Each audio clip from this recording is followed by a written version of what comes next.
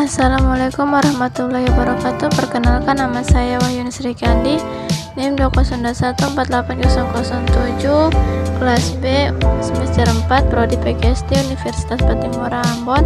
Di sini saya akan membawa materi tentang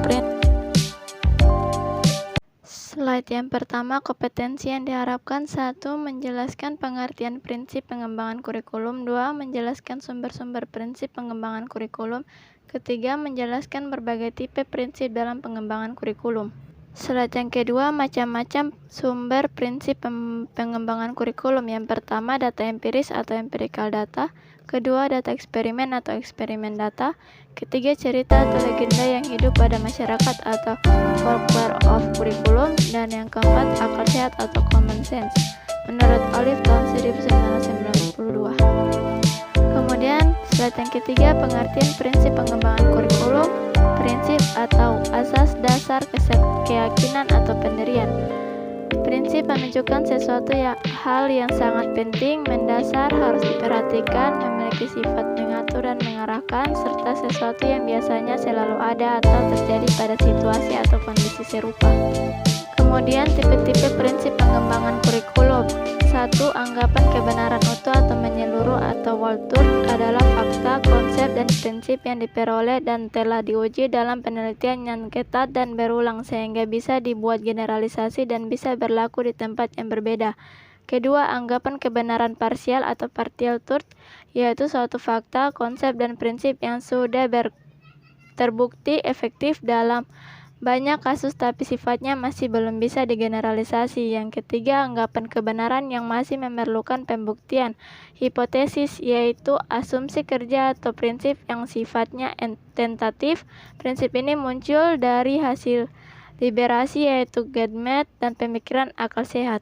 Kemudian prinsip-prinsip pengembangan kurikulum terbagi atas dua, yaitu prinsip umum, prinsip yang harus diperhatikan untuk dimiliki kurikulum sebagai totalitas dari gabungan komponen-komponen yang menggabungkannya. Prinsip umum terbagi atas 5, yaitu 1. Prinsip relevansi. Relevansi eksternal, artinya kurikulum harus sesuai dengan tuntutan dan kebutuhan masyarakat baik pada masa kini maupun masa yang akan datang. B. Relevansi internal, yaitu kesesuaian antara komponen kurikulum itu sendiri. 2. Prinsip fleksibilitas. 3. Prinsip kontinuitas. 4. Prinsip praktis atau efisiensi. 5. Prinsip efektivitas. Kemudian prinsip khusus, mengembangkan komponen tujuan. Prinsip untuk mengembangkan komponen-komponen kurikulum lainnya terbagi atas 5, yaitu prinsip penentuan tujuan pendidikan, prinsip pemilihan isi pendidikan, ketiga prinsip pemilihan proses belajar mengajar, keempat prinsip pemilihan media dan alat pengajaran, yang kelima prinsip yang berkenaan dengan penilaian. Selanjutnya konsep dasar kurikulum. Pertama, pengertian kurikulum diorganisasikan menjadi 2. Kurikulum adalah sejumlah rencana isi yang merupakan sejumlah tahapan belajar yang didesain untuk siswa dengan petunjuk institusi pendidikan yang isinya berupa proses yang statis ataupun dinamis dan kompetensi yang harus dimiliki. Selanjutnya, kurikulum adalah seluruh pengalaman di bawah bimbingan dan arahan dari institusi pendidikan yang membawa ke dalam kondisi belajar. Kedua, konsep kurikulum meliputi sebagai substansi yang dipandang sebagai rencana pembelajaran bagi siswa atau seperangkat tujuan yang ingin dicapai. Sebagai sistem merupakan bagian dari sistem persekolahan, pendidikan, dan bahkan masyarakat. Dan sebagai bidang studi merupakan kajian para ahli kurikulum yang bertujuan untuk mengembangkan ilmu tentang kurikulum dan sistem kurikulum. Selanjutnya, ketiga, istilah kurikulum menunjukkan beberapa dimensi pengertian di mana setiap dimensi tersebut memiliki saling hubungan satu dengan yang lainnya. Keempat dimensi tersebut adalah 1. Kurikulum sebagai suatu ide. 2. Kurikulum sebagai suatu rencana tertulis yang sebenarnya merupakan perwujudan dari kurikulum sebagai suatu ide. Ketiga, kurikulum sebagai aktivitas atau sering disebut juga kurikulum sebagai suatu realitas yang secara teoritis. Dimensi kurikulum ini adalah pelaksanaan dari kurikulum sebagai rencana tertulis. Dan yang keempat, kurikulum sebagai hasil yang merupakan konsekuensi dari kurikulum sebagai suatu kegiatan. Selanjutnya, yang keempat, kurikulum berfungsi sebagai pedoman atau acuan. Bagi guru, kurikulum itu berfungsi sebagai pedoman dalam melaksanakan proses pembelajaran. Bagi kepala sekolah dan pengawas, kurikulum itu berfungsi sebagai pedoman dalam melaksanakan supervisi atau pengawasan. Bagi orang tua, kurikulum itu berfungsi sebagai pedoman dalam membimbing anaknya belajar di rumah.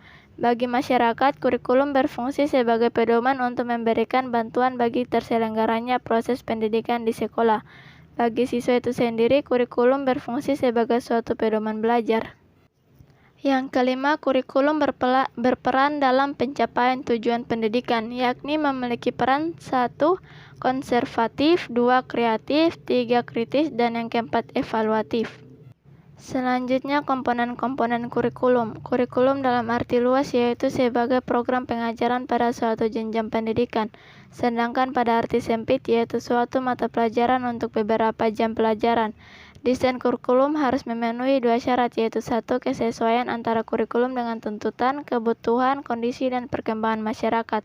2. Kesesuaian antara komponen-komponen kurikulum yaitu isi sesuai dengan tujuan, proses sesuai dengan isi dan tujuan. Sumber-sumber pembuatan sebuah kurikulum terdiri dari ilmu, masyarakat, keabadian, dan keilahian, pengetahuan, dan peserta didik.